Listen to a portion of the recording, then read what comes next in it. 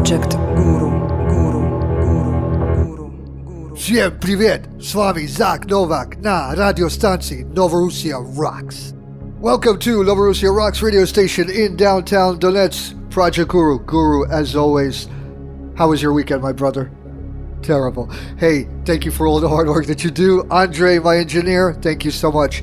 Let's start with the news over the weekend. Horrible, especially on the sacred holiday of St. Nicholas. More ceasefire violations by the Kiev junta regime during sacred holy holiday St. Nicholas. Nazi Ukrainian military for 7 times over the past 24 hours violated the ceasefire regime in the Donetsk People's Republic, the Republic's defense ministry said on Sunday. 7 times, GuRu, 7 times during the holy holiday of St. Nicholas, under a constant barrage of fire were the towns of Zaitsevo, Zaybichevo, Novaya Marievka, Spartak, and the Donetsk airport. The Ukrainian junta military used mortars, infantry fighting vehicles, and small arms fire. Over the past 24 hours, they launched 34 mortars of calibers 82 and 120s and used 10 times using grenade launchers in the indiscriminate attack on civilians.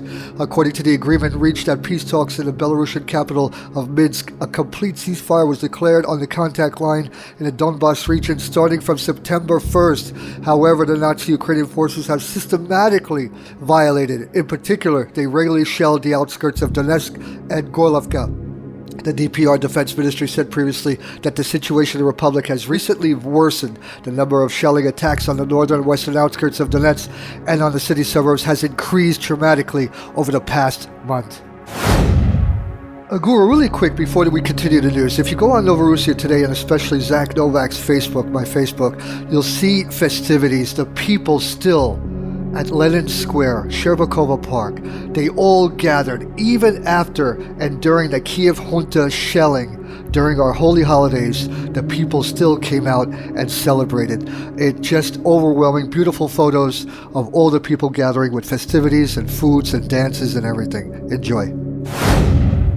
GuRu, the school supplies have finally arrived from Germany, from the organization of Remembers and a wonderful lady, Evelyn Piazza. The school supplies we put together have arrived for the children of Donbas, Donetsk People's Republic. Merry Christmas, Happy Yule, and Winter Solstice, blessed be. But this would not be possible without the amazing support and help, the donations with great logistics from Evelyn Piazza, a wonderful woman and passionate, strong supporter of the people of Donbas, especially for the children. Again, a special thanks to Evelyn Piazza and the wonderful organization Remembers. All 320 school backpacks, school supplies have been delivered to the capital of People's Republic Donetsk and have already been personally given to the little children, especially to the families who are in dire need.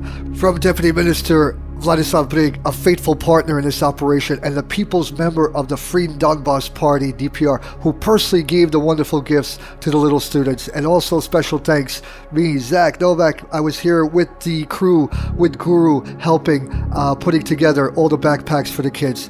There were 2 sets of backpacks, GuRu, blue and pink, if you remember, along with all the essentials needed for the young students, with matching colors. Photos, you can see all the photos on our website. Andre, more news about Kiev radical junta, the right sector extremists attacking our churches. Russian Foreign Ministry envoy for human rights, democracy, and the supremacy of law, Konstantin Dolgov, has demanded that the United Nations, the Organization for Security and Cooperation in Europe, that's the OSCE, and other international organizations give a legal assessment to the activities of extremist organizations in Ukraine. Radicals keep on seizing churches of the Ukrainian Orthodox Church of the Moscow Patriarch. The latest episode took place near Rovno. Police are conniving. It further splits Ukrainian society. It is blatant violation of the right to the freedom of worship and the freedom of religion. These outrageous acts have nothing to do with faith. An urgent and resolute reaction is needed from the United Nations, the Organization of Security and Cooperation in Europe, the Council of Europe, and international human rights organizations. The Kiev junta authorities must stop extremists.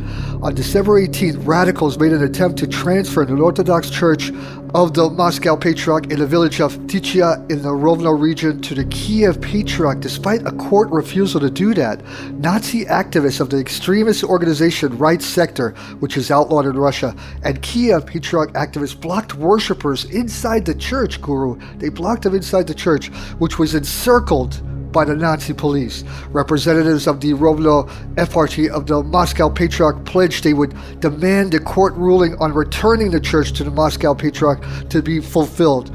On December 2nd, Kiev's Court of Appeals turned down the Kiev Patriarch claims to this church. Confrontation between the Moscow and Kiev Patriarchs in the Rovno region began about a year ago when some half of the Petitia residents demanded the church be handed over to Kiev Patriarch. A month ago, a number of Kiev Patriarchs activists staged a hunger strike in support of this initiative. GuRu, quick news from Spain. People's Party wins parliamentary elections in Spain. The People's Party of Spain managed to once again become the country's leading political force. Prime Minister Mariano Rajoy said after Sunday's parliamentary elections, Rajoy said that the party that won the elections should try to form the government. We have had difficult 4 years, but I have been doing what, in my view, has been the best for Spain's interest, the Premier said, underscoring the importance of continuation of economic transformation. We are entering a difficult period when it is necessary to hold talks and reach agreements, Rajoy said. I will try to do that. Sunday saw parliamentary elections in Spain with 99.64% of election protocols processed. The People's Party won 123 seats. The Spanish Socialist Workers' Party gained 90 seats in the 350-seat Congress of Deputies. The third position is held by the leftist Podemos with 69 mandates, and it is followed by centrist Citizens with 40 seats. GuRu, President Djukanovic, traitor. Montenegrin Prime Minister Milo Djukanovic says his country seeks membership in NATO and the European Union because we follow our interests, and that he is surprised by Moscow's angry reaction to Podgorica's westward pivot. 2 weeks after NATO formally invited Montenegro on December 2nd to join the alliance, Djukanovic also said he believes Moscow's reaction is more about Russia-NATO relations than about Montenegro itself. We have to note that this coincides with a serious worsening of the relations between Russia and NATO and between Russia and the European Union, Djukanovic said on December 13th interview. I think that's where the crucial part of the explanation lies. Djukanovic said the level of Moscow's hostility to Montenegro's efforts toward greater European integration has surprised him because the small Balkan country's actions pose no threat to Russia. I have to admit that for me this is surprising. Surprising that a state of that size, that strength, that power, that seriousness, with that much history allows itself to meddle in its direct way into something that is internal political relations of Montenegro. In response to NATO's invitation to Podgorica, Russian President Vladimir Putin's spokesman Dmitry Peskov said December 2nd that Moscow will look at possible retaliatory measures. The chairman of the Defense Committee of the Upper House of the Russian Parliament, Viktor Ozerov, said that Russia would freeze joint projects with Montenegro, including defense cooperation. The Russian Foreign Ministry also warned December 2nd that the invitation would only further complicate relations between Russia and NATO. Moscow has long opposed Montenegro's efforts to join NATO, with Djukanovic previously accusing the Kremlin of stoking unrest in the country in a bid to make it look like an unstable and therefore unattractive candidate for the alliance. Pro-Russian parties in Montenegro staged anti-government protests in Podgorica for weeks on the run-up to December 1st and 2nd meeting of NATO foreign ministers, which issued the invitation. The protests, at times violent, have since diminished in size but not ended entirely. On December 12th, GuRu, if you remember, some thousands of protesters gathered in Podgorica to demand a resignation of Djukanovic and either snap elections or an interim government. Membership in NATO has been a divisive issue in Montenegro, particularly for the segments of society who identify strongly with Serbia and continue to resent the alliance's bombing of targets in Serbia of 1999. Djukanovic forgets about the bombings. Montenegro will become NATO's 29th member state if the legislators of all existing members approve its inclusion in the alliance. The lengthy approval process means that the final confirmation of the leadership invitation Montenegro received on December 2nd could still be months away. Djukanovic, don't forget NATO's bombing.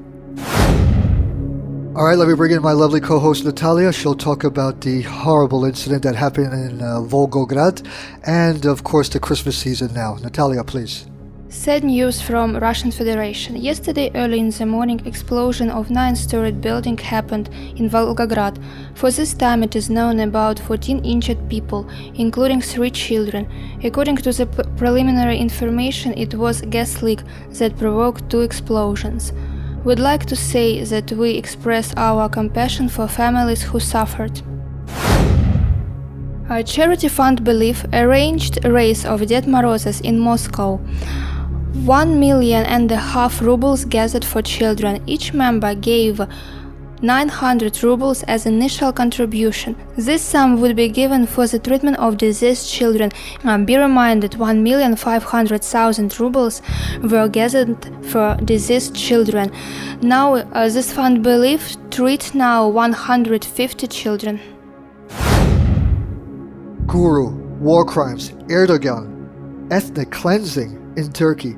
Protests erupted in Istanbul and Diyarbakir today as Turkey continued its military offensive against Kurdish towns in the nation's southeast, with security officials putting the death toll at 110 Kurds killed in the last 6 days. The war against the Kurdish PKK has brought in a growing amount of Turkish military force against the towns in the southeast, with some of the towns under full curfew, cut off from electricity, with locals reporting less and less food and water available within. Turkish President Erdogan has vowed to cleanse Turkey of PKK in the growing crackdown, and Prime Minister Ahmet Davutoglu vowed today that the Turkey will not get tired of waging war against the towns. The war is dividing the country in an ever-growing way. However, with even the opposition, HDP, calling for an open resistance to Erdogan's government, the government may remain eager to escalate the crackdown, but they are fueling growing opposition with the way they are carrying it out.